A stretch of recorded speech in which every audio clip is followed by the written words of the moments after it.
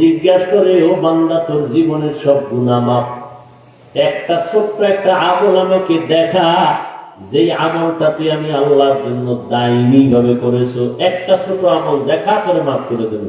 জীবনে যা করছো সব মাফ, ছোট্ট একটা আমল দেখা, যে আমলটা তুই সবসময় করছো আমার জন্য। একটু চিন্তা করেন তো, এমন কি আমল করছেন জীবন? সুযোগ আসিল করার, মা আসিল, মার সাথে ব্যবহার ভালো করতেন, আল্লাহকে যদি বলতেন, আল্লাহ এই আমলটা রুচিলা মাফ করো, তাও করেননি। মায়ের সাথে ব্যবহার বড় খারাপ, বাবার সাথে ব্যবহার খারাপ, ভাইয়ের সাথে ব্যবহার খারাপ, বোনের সাথে ব্যবহার খারাপ, স্ত্রীর সাথে স্বামী হইয়া ব্যবহার খারাপ, স্ত্রী হইয়া স্বামীর সাথে ব্যবহার খারাপ, মা বাবা হইয়া সন্তানের সাথে ব্যবহার খারাপ। এরকম মা বাবা সমাজে আছে না নেই? সন্তানের সামনে মা বাবা অকথ্য ভাষায় গালাগালি করে আর ঝগড়া করে, সন্তান এগুলো শিখা ঝগড়া আর গালি শিখে। এজন্য নবী বলেন, মান তাওয়াযআ লিল্লাহি রাফাআহুল্লাহ, যে নিজে আল্লাহর জন্য ছোট হইয়া যায়, আল্লাহ তার মর্যাদা বাড়ায় দেন।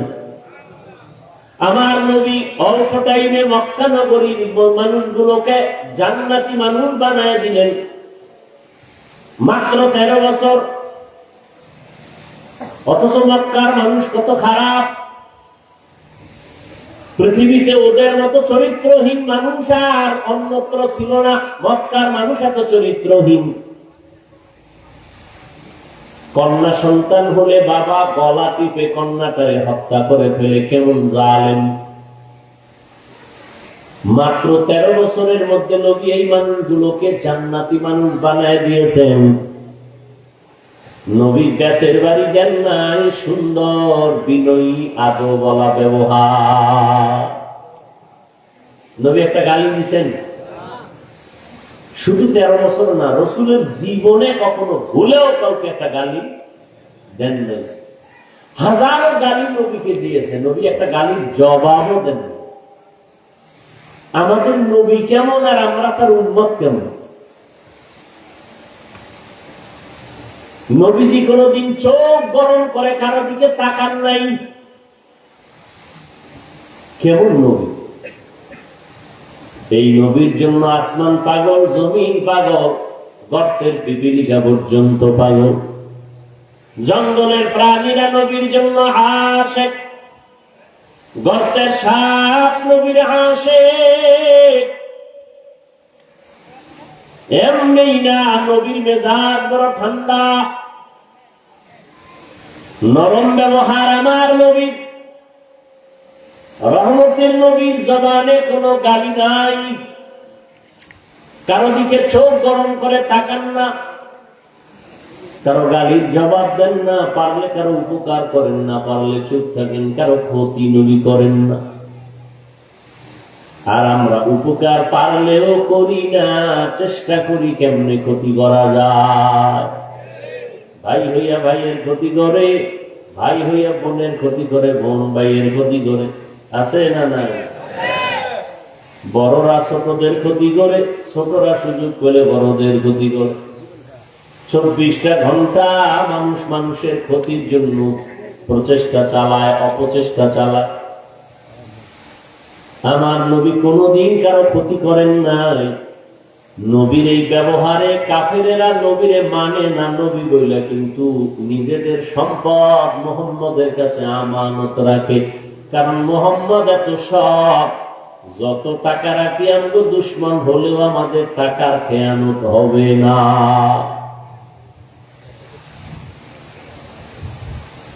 এত বয়ান চলতেছে, আমলের পরিবর্তন করুন। হ্যাঁ, একটা মানুষের জানাজা দিয়ে আসছে, আইসাই রাস্তায় বিড়ি শুরু, মাত্র জানাজা দিয়ে আইসা বিড়ি দেন, আছে না না?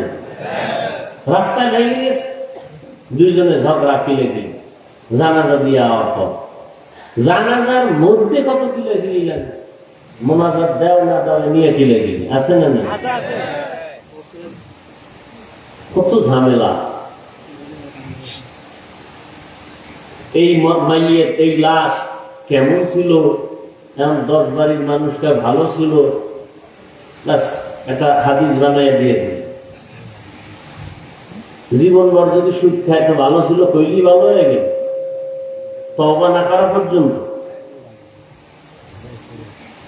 বরং চিহ্নিত সুদখোর, ঘুষখোর,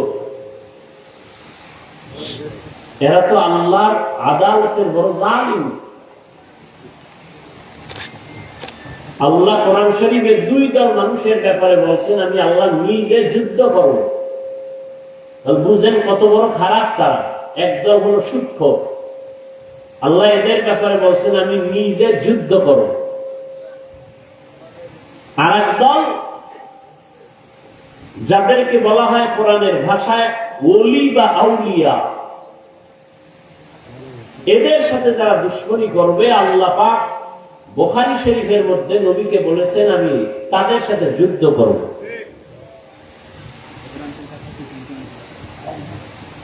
এত বয়ানের পরেও কেন পরিবর্তন নাই আমাদের? মাদ্রাসা আগের থেকে বেড়ে গেছে, তাবলীগ বাড়লো, কিন্তু কই সুদের কারবার কমছে নাকি? কমছে? বেনামাজি কমছে? অনেক বেড়ে গেছে। মাদ্রাসা বাড়লো, ওয়াজ মাহফিল বাড়লো, পীর মুরিদি বাড়লো, তাবলীগ বাড়লো, মসজিদ বাড়লো, তারপরও কিন্তু নেক আমলের রাস্তা বড় দুর্বল হয়ে গেছে। এর একমাত্র কারণ বয়ান শুনি, বয়ান করি, কিন্তু আসল আল্লাহর আযাবের ভয় আপনার আমার অন্তরে নাই। এই জন্য আল্লাহ বারবার বারবার কোরআন শরীফের মধ্যে বয়ান করেন, আমাকে ভয় করো, আমাকে ভয় করো, আমাকে ভয় করো। ইয়া আইয়ুহাল্লাযীনা আমানুত্তাকুল্লাহ, ও মুমিন। কোন বেঈমানকে আল্লাহ বলেন নাই, মুমিনকে বললেন আমাকে ভয় কর। কারণ ছাত্র যদি শিক্ষকের ভয় না করে, কোনদিন ওই ছাত্র শিক্ষকের সামনে ভালো আচরণ করার সুযোগ পাবে না। সন্তান যদি মা বাবাকে ভয় না করে, কোনদিন মা বাবার সামনে সন্তান অন্যায় করতে দ্বিধা করবে না। যেই সন্তান মা বাবাকে ভয় করে চলে, ওই সন্তান মা বাবার সামনে অপরাধ করে না। যেই ছাত্র শিক্ষকের অন্তর থেকে ভয় করে, ওই ছাত্র কখনো শিক্ষকের সামনে অন্যায় করে না। ঠিক যেই মানুষগুলো আমার আল্লাহর আযাবের ভয় অন্তরে জমা রাখিয়া চলবে, ওই বান্দা দুনিয়ার কোন লোভে পড়ে গুনার কাছেও যাবে না। কারণ আযাবের ভয়, শাস্তির ভয়। হ্যাঁ, আপনি এত বয়ান জানেন, শুনেন, অথচ আপনি আজকে ফজর পড়েন নাই, জোহর পড়েন নাই, আসর পড়েন নাই, মাগরিব পড়েন নাই, এশার নামাজ মাঠে হয়েছে, অনেকে নামাজ পড়েন না। আমি আল্লাহর ভয়ে টুপি ফালাইতে চাই না। আর আপনিও মুসলমান, আপনি আল্লাহর গোলাম, আপনি আখির নবীর উম্মত, আপনি টুপি মাথায় দিতেই চান না। আমার গলায় চুরি লাগবে, কখনো দাড়ি কাটতে চাই না। আর আপনার পাও ধইরা বুঝানোর পর আপনি দাড়ি রাখতেই চান না। বিষয়টা কি? আপনিও মুসলমান, আমিও মুসলমান, আপনার আল্লাহ আমার আল্লাহ এক, আপনার নবী আমার নবী এক, আপনার কোরআন আমার কোরআন এক, আপনার ধর্ম আমার ধর্ম এক, আপনার কাবা আমার কাবা বলেন আলাদা। তাহলে আপনি কেন দাড়ি রাখবেন না? আমি কেন আপনাকে দাড়ির বয়ান করা লাগবে? বলেন, তাহলে আমি কি ভুলের মধ্যে আছি, নাকি আপনি সঠিক, নাকি আপনি ভুলের মধ্যে আছেন আমি সঠিক? সমাধানে আসেন তাড়াতাড়ি। যদি বলেন দাড়ি কামাই আমরা সঠিক, দলিল দেখেন কোরআন হাদিস থেকে, আমিও দাড়ি কেটে ফেলবো। ঝামেলা কমায় দেন তাড়াতাড়ি।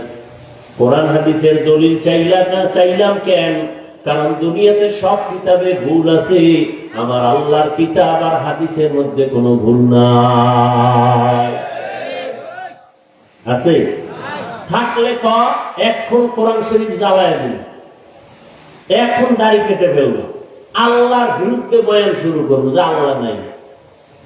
আমাদের সব কথার মূল পুঁজি কোরআন শরীফ। ওই কোরআন সত্য, আমাদের বয়ান সত্য। আল্লাহ আছেন সত্য, গুনাহগারেরা জাহান্নামে যাবে সত্য, নেক আমলওয়ালারা জান্নাতে যাবে তাও সত্য। বাস, আমিও মুসলমান, আপনিও মুসলমান, তো কেন আপনাকে পাও ধরে বয়ান করতে হবে? করার পরেও কেন আপনি নামাজ পড়বেন না বলেন? আমি মরিয়া গেল নামাজ ছাড়ি না, ছাড়ার কোনো সুযোগ নাই। কষ্ট হলে দাঁড়াইয়া না পারলে বৈশা নামাজ পড়ি, বৈশা যদি না পারি অসুস্থ হয়ে গেলে শুয়ে শুয়ে হলেও নামাজ আদায় করি। আপনি সুস্থ আছেন, আপনি কেন নামাজ পড়বেন না? আজান হলে তাড়াতাড়ি মসজিদে দৌড়াই, আপনি কেন মসজিদে যেতে চান না? কারণটা কি? আমরা বেগানা দেখলে চোখ অন্যদিকে ঘুরায় নেই, পর্দা করার চেষ্টা করি। আপনি কেন পর্দা করতে চান না? আমি টুপি ফেলতে চাই না, আর আপনি টুপি দিতে চান না। আমি দাড়ি রাখতে চাই, কাটতে চাই না, আপনি দাড়ি রাখতে চান না। কারণটা কি একটু বলেন? আসলে কি আল্লাহর কোরআন মিথ্যা মনে মনে ভাবছেন? হুজুরদের কথা এগুলো সব অনর্থক হয়ে যায়।